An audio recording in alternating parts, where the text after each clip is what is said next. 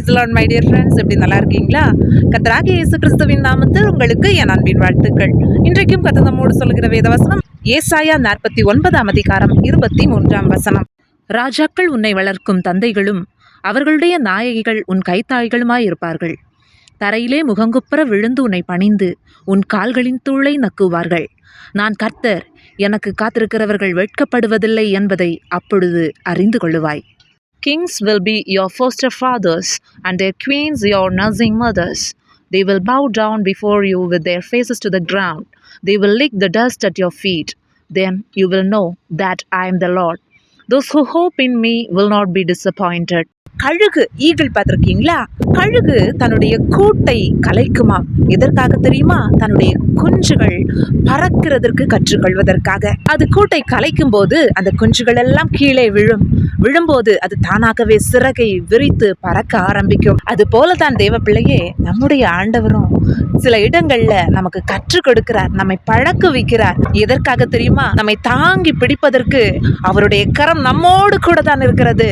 அவர் நம்மோடு கூட தான் இருக்கிறார் என்பதை நாம் அறிந்து கொள்ளும் விதமாய் நம்முடைய ஆபத்து காலத்திலையும் நம்ம ஆண்டவரை சார்ந்து கொள்ளும் போது அவர் நம்மை தப்புவிக்கிறார், நம்முடைய விண்ணப்பத்திற்கு பதில் கொடுக்கிறார். நாம் கர்த்தருக்கு காத்திருக்கிறவர்களானால் நிச்சயம் வெட்கப்பட்டு போவதில்லை. ஆனா தேவனுடைய பிள்ளைகளே, நீங்கள் போய்கொண்டிருக்கிற காரியங்களை குறித்து நீங்கள் கலங்கி கொண்டிருக்கிறீர்களா? நீங்க கலங்க வேண்டிய அவசியம் இல்லை. நீங்கள் கர்த்தருக்கு காத்திருக்கிறவர்களானால் நிச்சயம் வெட்கப்பட்டு போவதில்லை.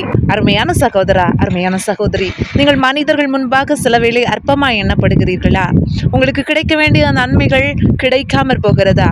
கவலையே படாதீங்க. உங்களை காண்கிற ஒரு தேவன் உண்டு. இயேசு கிறிஸ்து எல்லாவற்றையும் ஆராய்ந்து அறிகிறார். நிச்சயம் நமக்கு நன்மை செய்கிறவர் அவரே.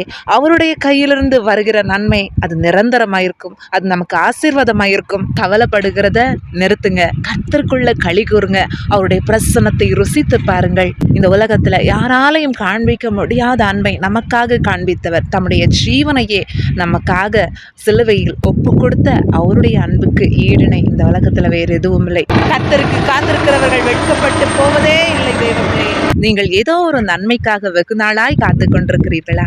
நிச்சயமாய் ஆண்டவர் உங்களோடு இருப்பதை நீங்கள் அறிந்து கொள்வீர்கள். அந்த காரியம் வாய்க்கும். கர்த்தர் உங்களுக்கு வாய்க்க பண்ணுவார்.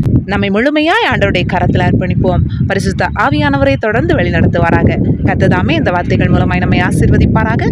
ஆமென். God bless you all. Bye bye.